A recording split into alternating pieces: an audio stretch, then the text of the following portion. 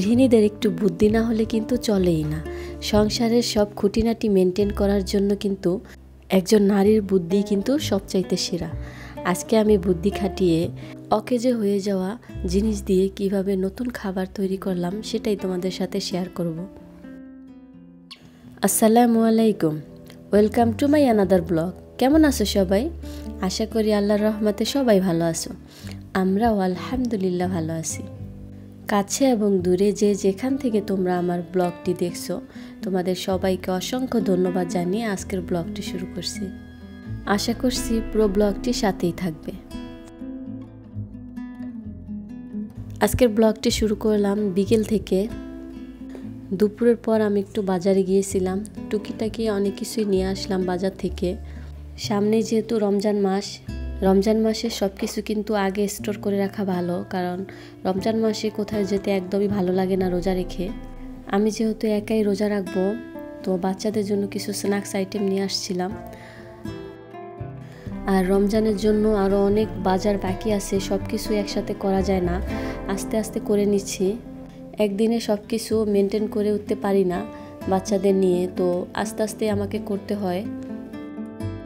অনেক সময় দেখা যায় কোনো শুকনো বাজার ইচ্ছে থাকলেও অনেক বেশি করে আনতে পারি না।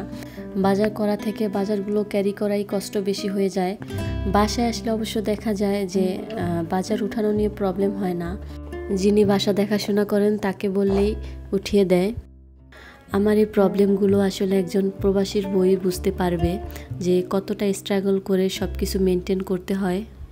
আর সামনেই আসছে রমজান মাস, সব কিছু মেনটেন করা আসলে কতটা কষ্টকর। আর গত বছর রমজান মাসেই কিন্তু আলিফের আব্বু বাংলাদেশ ছেড়ে দেশের বাইরে গিয়েছিল। আর ও যাওয়ার আগে কিন্তু আমাকে সব কিছুই গুছিয়ে দিয়ে গিয়েছিল। ও যখন বাংলাদেশে ছিল আমার কোনো বিষয় নিয়ে কোনো টেনশন করতে হয়নি। এখন ইচ্ছে না করলেও অনেক টেনশনই কেন জানি মাথায় এসে পড়ে। বাজারগুলো কিন্তু সব কিছু গুছিয়ে দেন ডিমগুলো ক্লিন করতে চলে আসছি। ডিম ক্লিন না করে ফ্রিজে রাখলে আমার একদমই ভালো লাগে না। এই জন্য আমি ডিম আনলে সবার ফার্স্ট আমি ডিমগুলো ক্লিন করে দেন ফ্রিজে রাখি। অনেক সময় দেখা যায় ডিম ভাঙলে ডিমের খোসা হয়তো বা খাবারে পড়তে পারে, বা হাতে অনেক সময় ময়লা লাগে, সেটা আমার কাছে অনেক বিশ্রী লাগে। এই জন্য আমি ডিম আনার পরে ফার্স্ট এগুলো ক্লিন করে দেন ফ্রিজে রাখি। আদা রসুন এমনিতে আমার বেশি আনা হয় না, বাট এবার একটু বেশি এনেছিলাম। এমনিতে আমি আদা আনার সময় 10 থেকে 15 দিন যেন চলে সেই অনুযায়ী কিন্তু আদা রসুন আনা হয়, বাট এবার একটু বেশি এনেছিলাম কারণ রমজান মাস যেহেতু, আর রমজান মাসে কোনো ঝামেলা করতে কিন্তু একদমই ভালো লাগে না। এই জন্য একটু বেশি করে রাখবো, যে প্রয়োজন হলে আর করতে না হয়, অন্তত 1 মাস ভালোভাবে চলে যায়। আমি বেশিরভাগ সময় কিন্তু আদা আর রসুন একসাথে মিক্স করে ব্লেন্ড করি, বাট এবার কিন্তু একটু বেশি পরিমাণে দেখে একটু আলাদাই ব্লেন্ড করে রাখলাম আলাদা বক্সে। আর একসাথে ব্লেন্ড করার থেকে আলাদা ব্লেন্ড করাই কিন্তু ভালো, বিকজ সব তরকারিতে কিন্তু একরকম আদা রসুন প্রয়োজন হয় না, বেশি কম হয়। আমার অনেক সময় তাড়াহুড়া করলে অনেক সময় ঝামেলা মনে হয়, এই জন্য একসাথে করে ফেলি। তো আমি মনে করি আলাদা করলেই ভালো। তো আদা রসুনগুলো ব্লেন্ড করে দেন সুন্দরভাবে আলাদা বক্সে রেখে দেব। আদা একটু বেশি পরিমাণে নিছি, এই জন্য 2টা বক্সে রাখছি, আর রসুন 1টা বক্সে হয়ে গেছে। আর আদার পরিমাণের থেকে রসুন একটু কমই লাগে রান্নার ক্ষেত্রে। রোজাইনা ঘুমিয়েছে, এই জন্য আমি নির্দ্বিধায় কাজগুলো খুব তাড়াতাড়ি করে ফেলতে পারছি। ও যখন সজাগ থাকে তখন কাজের মাঝখানে অনেক ডিস্টার্ব করে, কাজগুলো করতে অনেক বেশি কষ্ট হয়ে যায়। সব কিছু গুছিয়ে দেন টেবিলটা সুন্দরভাবে ক্লিন করে দেব। কাজ করতে গেলে টেবিল অনেক সময় নোংরা হয়ে যায়, তো সাথে ক্লিন করলে নোংরাটা থাকে না, সব সময় কিন্তু ক্লিন থাকে। ওই দিকের কাজ সেরে আমি একটু রান্নাঘরে চলে আসছি। ভাবলাম আজকে আমি একটু পিঠে বানাবো। আর এই পিঠেটা আমার আম্মু আমাকে বানিয়ে দিছিল, ফ্রিজে রেখে দিয়েছিলাম। এই সুই পিঠাগুলো বানিয়ে দেন অনেক দিন কিন্তু ফ্রিজে রেখে দেন ফ্রোজেন করে মাঝে বের করে রান্না করে খাওয়া যায়। আমি আগেও অনেকবার খেয়েছি, ভালোই লাগে, কিন্তু টেস্ট প্রায় সেমই লাগে। আর এই পিঠায় আমি ব্যবহার করব খেজুরের গুড়, একবারে অরিজিনালটা, আর খাঁটি দুধ। গুঁড়ো দুধ দিয়ে পিঠা বানালে আমার কাছে ভালো লাগে না, একটা গন্ধ আসে এক্সট্রা। এই জন্য খাঁটি দুধ দিয়ে পিঠা বানালেই সবচেয়ে বেশি মজা হয়। পাশেই কিন্তু আমি গুড়টা গলানোর জন্য একটু পানি দিয়ে জাস্ট গুড়টা দিয়ে গলিয়ে নেব, হালকা জাল করে নেব। এখানে গুড় আর দুধের মিশ্রণের বিষয়ে একটা টিপস দেই তোমাদের। অনেকেই দেখা যায় অনেক সময় পিঠে বানানোর সময় গুড়ের সাথে দুধ অ্যাড করার পরেই দুধটা কিন্তু ফেটে যায়। যেমন কিছুদিন আগে আমার আম্মুর সাথেও কিন্তু এমন হয়েছে। তখন কিন্তু মনটা একদমই খারাপ হয়ে যায়, অনেকগুলো দুধ গুড় সব কিছুই কিন্তু নষ্ট হয়ে যায়, আর পিঠার কিন্তু কোনো স্বাদই লাগে না, সব কিছুই একবারে বাজে হয়ে যায়। সেই ক্ষেত্রে কিন্তু সবচাইতে উপকারী টিপস হলো দুধ আর গুড় ভালোভাবে জাল করে দেন মিক্স করতে হবে, তাহলেই হবে। এখানে কিন্তু পিঠা বানাতে নিয়ে বিশাল একটা প্রবলেম হয়ে গেছে। ফার্স্টেই তোমাদের আমি বলছিলাম এই বিষয়ে, কিন্তু দেখো পিঠাটা পুরোই নষ্ট হয়ে গেছে।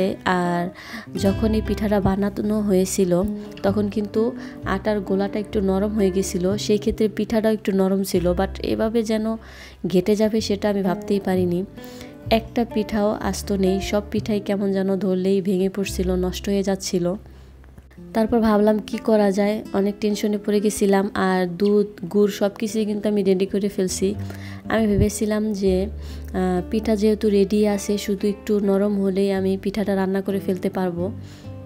বাট এভাবে যে নষ্ট হয়ে যাবে সেটা কিন্তু আমি কল্পনাও করিনি। তো কি করা যায় ভাবতেছিলাম। এর মাঝে কিন্তু একবার ভাবছিলাম যে যেহেতু এটা নষ্ট হয়ে গেছে, আমি আম্মুকে ফোন দিয়ে জিজ্ঞেস করলাম। আম্মু বলল যেহেতু এটা অকেজ হয়ে গেছে তাহলে কি করবা, এটা ফেলে দাও।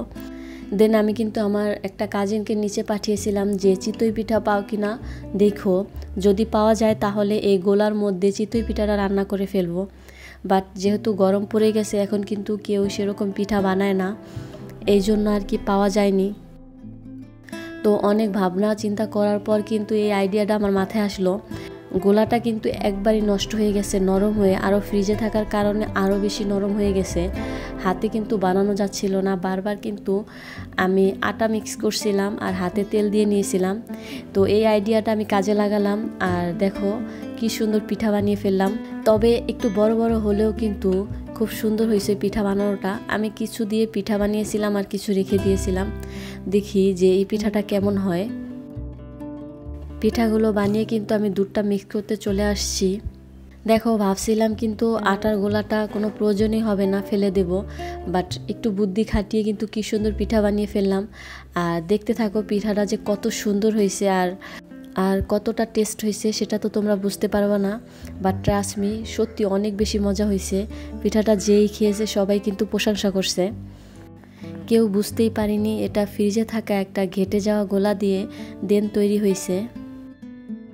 এখানে গুড় আর দুধটা ভালোভাবে মিক্স করে একটু জাল করে নিয়েছি। দেন পিঠাগুলো কিন্তু ধাপে ধাপে ছেড়ে দিয়েছিলাম, একসাথে কিন্তু পিঠাগুলো ছাড়া যাবে না, তাহলে একটার সাথে একটা কিন্তু লেগে যাবে। ধাপে ধাপে পিঠাগুলো দিয়ে নাড়াচাড়া করলে কিন্তু কখনোই একটার সাথে একটা লেগে যাবে না। আরেকটা জিনিস দেখো, আমি কিন্তু দুধ আর গুড় খুব সুন্দরভাবে মিক্স করেছি, আর কতটা সুন্দরভাবে মিশে গেছে, একটুও কিন্তু প্রবলেম হয়নি। তো সুন্দরভাবে যদি দুইটাই জাল করে দেন মিক্স করো তাহলে কিন্তু কখনোই কিন্তু ছানা কেটে যাবে না। আমি কিন্তু পিঠাটা 10 থেকে 15 মিনিট জাল করে দেন নামিয়ে নিয়েছি। আর পিঠা বানাতে বানাতে অনেক লেটও হয়ে গেছিলো, তো আমি একটু রাতেই বেড়ে দেখাচ্ছিলাম তোমাদের। আর এটা দেখো সকালে আরও বেশি সুন্দর হয়েছে, সেটাও আমি তোমাদের সাথে শেয়ার করছি লাস্টে। দুধটা এখন একটু পাতলা দেখা যায়, বাট এই দুধটা কিন্তু আরও অনেক বেশি ঘন হয়ে যায়। দেখো কতটা সুন্দর হয়েছে দেখতে, আর খেতে তো মাশাআল্লাহ কি বলবো। আজকের ব্লগটি এই পর্যন্তই, দেখা হবে পরবর্তী কোনো ব্লগে। আল্লাহ হাফেজ।